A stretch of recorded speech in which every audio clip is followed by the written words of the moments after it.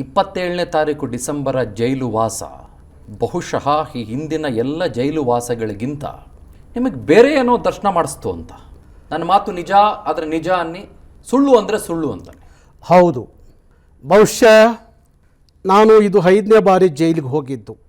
4ನೇ ಬಾರಿ ಜೈಲಿಗೆ ಹೋದಾಗ, 4 ಸಲ ಜೈಲಿಗೆ ಹೋದಾಗ ನನಗೆ ಅನೇಕ ಸಂದರ್ಭದಲ್ಲಿ ಈ ಬಳ್ಳಾರಿ ಜೈಲು ಬಗ್ಗೆ ಹೇಳ್ತಾ ಇದ್ರು. ಬಳ್ಳಾರಿ ಜೈಲು ಹಾಗೆ ಹೀಗೆ, ಬ್ರಿಟಿಷ್ನವ್ರ ಕಾಲದ ಜೈಲು, ನಿಮ್ಮನ್ನು ತಗೊಂಡೋಗಿ ಹಲ್ಲಿಡ್ತೀವಿ ಅಂತ ಪೊಲೀಸ್ನವರು ಅನೇಕ ಹೋರಾಟದ ಸಂದರ್ಭದಲ್ಲಿ ಬೆದರಿಸ್ತಾ ಇದ್ರು. ನಾನು ಒಮ್ಮೆ ಅಲ್ಲಿಗೂ ಹೋದೆ, ಬಳ್ಳಾರಿ ಜೈಲಿಗೆ. ಅಲ್ಲೂ ಏನೂ ಅನ್ನಿಸ್ಲಿಲ್ಲ. ಆದರೆ ಡಿಸೆಂಬರ್ 27 ಒಂದು ದೊಡ್ಡ ಸಂಚು ನಡೆಯಿತು. ಭಾರಿ ದೊಡ್ಡ ಸಂಚು ನಡೆಯುತ್ತೆ. ರಾತ್ರೋರಾತ್ರಿ ಆ ಸಂಚು ನಡೆಯುವಾಗ ನಮ್ಮನ್ನು ಬಂಧಿಸ್ತಾರೆ. ಬಂಧಿಸಿ ಬೆಳಗ್ಗೆ 4 ಗಂಟೆಗೆ ಮೆಡಿಕಲ್ ಮಾಡಿಸ್ತಾರೆ. 5 ಗಂಟೆಗೆ ಮ್ಯಾಜಿಸ್ಟ್ರೇಟ್ರು ಮನೇಲಿ ತೊಗೊಂಡೋಗಿ ಪ್ರೊಡ್ಯೂಸ್ ಮಾಡ್ತಾರೆ. 6-7 ಗಂಟೆಗೆ ನಮ್ಮನ್ನು ಜೀರೋ ಟ್ರಾಫಿಕಲ್ಲಿ ಕರ್ಕೊಂಡು ಹೋಗ್ತಾರೆ ಜೈಲಿಗೆ. ಯಾಕದು ಏನೋ ಗೊತ್ತಿಲ್ಲ.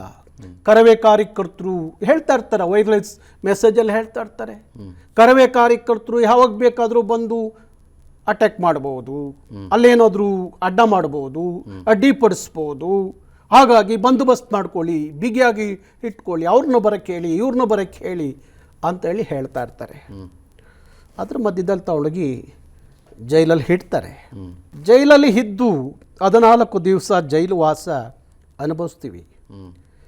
ಸಾಮಾನ್ಯ ಕೈದಿಗಳಿಗೆ ಕೊಡುವಂಥ ಊಟ ಕೊಡ್ತಾರೆ ಜೈಲಲ್ಲಿ. ಬಹುಶಃ ನಾನು 4 ಬಾರಿ ಜೈಲಿಗೆ ಹೋದಾಗ ಮನೆ ಊಟ ಕೊಟ್ಟಿದ್ದ ಇತಿಹಾಸ ಇದೆ. ಅಲ್ಲಿ ಏನೆಲ್ಲ ಮಾಡಿದಂಥವರಿಗೂ ಸಹ ಮನೆ ಊಟ ಸಿಗುತ್ತೆ ಜೈಲು ಒಳಗಡೆ. ಯಾವ್ಯಾವ ಅಪರಾಧಗಳನ್ನು ಮಾಡಬಾರ್ದು ಅಂತ ಇರ್ತಾರೋ ಅಂಥ ಅಪರಾಧಗಳನ್ನೆಲ್ಲ ಮಾಡ್ಕೊಂಬಂದವ್ರಿಗೆ ಜೈಲು ಒಳಗಡೆ ಮನೆ ಊಟ ಸಿಗುತ್ತೆ. ಆದರೆ ನಮ್ಗೆ ಯಾರಿಗೂ ಮನೆ ಊಟ ಕೊಡಲಿಲ್ಲ. ಸಾಮಾನ್ಯ ಕೈದಿಗಳಿಗೆ ಕೊಟ್ಟಂಥ ಊಟ, ಸಾಮಾನ್ಯ ಕೈದಿಗಳಿಗೆ ಮಲಗಲಿಕ್ಕೆ ಏನು ವ್ಯವಸ್ಥೆ ಮಾಡ್ತಾರೋ ಆ ಇದರಲ್ಲಿ 14 ದಿವಸ ವನವಾಸ ಪಟ್ಟು ಆಚೆಗೆ ಬರ್ತೀವಿ. ನನ್ನ ಜೊತೆಯಲ್ಲಿ ಸುಮಾರು 53 ಜನ ಇರ್ತಾರೆ. ಕೊನೆಗೆ 14 ದಿವಸ ನಂತರ ಸರ್ಕಾರವೂ ಸಹ ಒಂದು ತೀರ್ಮಾನಕ್ಕೆ ಬರುತ್ತೆ. ನಮ್ಮ ಹೋರಾಟ ಯಾವಾಗ ಇಡೀ ರಾಜ್ಯದಲ್ಲಿ ತೀವ್ರತೆಯನ್ನು ಪಡ್ಕೊಳ್ಳುತ್ತೋ ಆಗ ತರಾತುರಿಯಲ್ಲಿ ಸರ್ಕಾರ ಸಚಿವ ಸಂಪುಟ ಸಭೆ ಕರೆಯುತ್ತೆ. ಆ ಸಚಿವ ಸಂಪುಟದಲ್ಲಿ ಸುಗ್ರೀವಾಜ್ಞೆ ತರಬೇಕು ಅನ್ನೋ ತೀರ್ಮಾನ ಆಗುತ್ತೆ. ಅದು ನಾಮಫಲಕದಲ್ಲಿ 60% ಕನ್ನಡವನ್ನು ಕಡ್ಡಾಯವಾಗಿ ಬಳಸಬೇಕು ಅಂತ ಹೇಳಿ ಸರ್ಕಾರ ತೀರ್ಮಾನಕ್ಕೆ ಬರುತ್ತೆ. ಇಂಥದ್ದೆಲ್ಲ ಆಗಿದ್ದು ಕರ್ನಾಟಕ ರಕ್ಷಣಾ ವೇದಿಕೆಯ 27ರ ಹೋರಾಟ. 14 ದಿವಸದ ನಂತರ ಮತ್ತೆ ಪದೇ ನನ್ನ ಒಬ್ಬನ್ನ ಬಂಧಿಸಿ ನನ್ನ ಮೇಲೆ ಇಲ್ಲದ ಸಲ್ಲದ ಮುಕದ್ದಮೆಗಳನ್ನ ಹಾಕಿ ಪದೇ ಜೈಲಿಗೆ ಕಳಿಸ್ತಾರೆ. 2 ದಿವಸ ಭಾರಿ ಕೆಟ್ಟದಾಗ ನಡ್ಕೋತಾರೆ ಜೈಲು ಒಳಗಡೆ. ಕೆಟ್ಟದಾಗೆ ಅಂದರೆ ಆದರೆ ಯಾವುದೂ ಊಟ ಕೊಡಲಿಲ್ಲ 2 ದಿವಸ. ಇಲ್ಲಿ ಕುಮಾರಸ್ವಾಮಿ ಪೊಲೀಸ್ನವರು ಠಾಣೆ ಪೊಲೀಸ್ನ ನಾನು ಬಂಧಿಸಿ ಕರ್ಕೊಂಬರ್ತಾರೆ. ಕುಮಾರಸ್ವಾಮಿ ಲೇಔಟ್ ಪೊಲೀಸ್ನವರು ಹೋಗುವಾಗ ಊಟದ ಸಮಯ ಮುಗ್ದಿರುತ್ತೆ ಜೈಲಲ್ಲಿ. ಅವರು ನನಗೊಂದಷ್ಟು ತಿಂಡಿ ಕಟ್ಕೊಡ್ತಾರೆ. ಆ ತಿಂಡಿಯನ್ನು ಒಳಗಡೆ ಬಿಡಲಿಲ್ಲ. ನಾನು ರಾತ್ರಿ ಊಟ ಕೊಡ್ತಾರೆ ಅಂತ ಇಡೀ ರಾತ್ರಿ ಕಾಯ್ತೀನಿ. ಯಾರೋ ಎದುರುಗಡೆ ಸೆಲ್ಲಲ್ಲಿಂದ ಒಬ್ಬ ಉತ್ತರ ಕರ್ನಾಟಕದ ಭಾಗದಿಂದ ಬಂದಂಥ ಒಬ್ಬ ಅಪರಾಧಿ ಕೈದಿ ಜೋರ ಕೂಗಿ ಹೇಳ್ತಾ ಇರ್ತಾನೆ 2 ಗಂಟೆ ರಾತ್ರಿಯಲ್ಲಿ, ನಾರಾಯಣಗೌಡ್ರೇ ಮಲಗಬೇಡ್ರಿ ಅಪ್ಪ, ಮಲಗಬೇಡ್ರಿ, ನಿಮ್ಮ ವಿರುದ್ಧ ಸಂಚು ನಡೀತಾ ಇದೆ ಅಂತ ಕೂಗ್ತಾನೆ ಎದುರುಗಡೆ ಸೆಲ್ಲಿಂದ. ನನಗೆ ಇವತ್ತಿಗೂ ಅರ್ಥ ಆಗಿಲ್ಲ ಏನು ಸಂಚು ನಡೀತಾ ಇದೆ, ಯಾವ ಸಂಚು, ಏನಕ್ಕೋಸ್ಕರ ಸಂಚು ನಡೀತಾ ಇದೆ. ಕೊನೆಗೆ ನಾನು ಹಾಗೆ ಹೊಟ್ಟೆ ಬೇರೆ ಹಸ್ತಿರುತ್ತೆ. ನಾನು ಆರೋಗ್ಯ ಸರಿ ಇಲ್ಲದ ಕಾರಣ ಒಂದಷ್ಟು ಟ್ಯಾಬ್ಲೆಟ್ ತೊಗೋಬೇಕಾಗತ್ತೆ. ಊಟ ಇಲ್ಲದಲೇ ತೊಗೊಳಕ್ಕೆ ಬರೋದಿಲ್ಲ. ಬೆಳಗ್ಗೆ ಆಗತ್ತೆ, ಒಂದು ನೀರು ಸಹ ಇರುವುದಿಲ್ಲ. ಕೊನೆಗೆ ಅಲ್ಲಿ ಕೊಳಾಯಿಲ್ ಬಂದಂಥ ನೀರು, ಅದು ಬ್ಲೀಚಿಂಗ್ ಪೌಡ್ರ್ ಹಾಕಿರ್ತಾರೆ, ನೀರು ಕುಡಿದು ಬೆಳಕರಿಯುತ್ತೆ.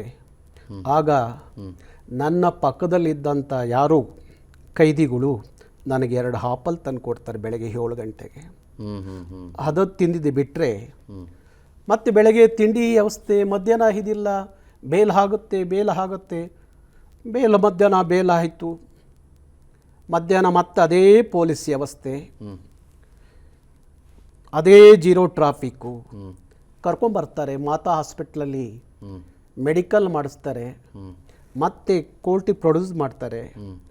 ಮತ್ತೆ ಅಲ್ಲಿ ಅವತ್ತು ಬೇಲ್ ಆಗುತ್ತೆ. ನಮ್ಮ ವಕೀಲರು 100 ಜನ ವಕೀಲರು ನಿಂತ್ಕೋತಾರೆ ಕೋರ್ಟಲ್ಲಿ ನಮ್ಮ ಪರವಾಗಿ. ಆ ವಕೀಲರು ನಿಂತ್ಕೊಂಡು ಅವತ್ತು ಬೇಲ್ ಆಗುತ್ತೆ. ಆಚೆಗೆ ಬರ್ತೀನಿ, ಚಿಕ್ಕಜಾಲ ಪೊಲೀಸ್ನವ್ರು ಬಂದು ಕಾಯ್ಕೊಂಡಿರ್ತಾರೆ. ಅವತ್ತು ಒಂದೇ ದಿವಸ ನನ್ನ ಮೇಲೆ 9 ಕೇಸ್ ರಿಜಿಸ್ಟರ್ ಆಗುತ್ತೆ. 9 ಕೇಸ್ ರಿಜಿಸ್ಟರ್ ಆಗುತ್ತೆ. ಅದಕ್ಕೆ ಅವರು ಮತ್ತೆ ನನ್ನ ಬಂಧಿಸಲಿಕ್ಕೆ ಕಾಯ್ತಾ ಇರ್ತಾರೆ.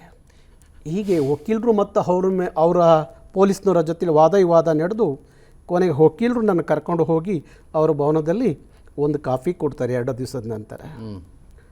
ಆ ಕಾಫಿ ಕುಡಿದು ನಾನು ಅಲ್ಲಿಂದ ಹೊರಡ್ತೀನಿ. ಕೊನೆಗೆ ಡಿಸೆಂಬರ್ 27ನೇ ತಾರೀಕು ನಾನು ಮನೆ ಬಿಟ್ಟಿದ್ದು. ಮತ್ತೆ ನಾನು ಮನೆಗೆ ಹೋಗಿದ್ದು ಜನವರಿ 27ನೇ ತಾರೀಕು. 1 ತಿಂಗಳಾದ್ಮೇಲೆ. 1 ತಿಂಗಳು ನನಗೆ ಅರ್ಥನೇ ಆಗಲಿಲ್ಲ, ಏನು ಇದು, ಯಾತಕ್ಕೋಸ್ಕರ ಅಂತ. ನಾವ್ಯಾರೂ ದರೋಡೆ ಮಾಡಲಿಲ್ಲ.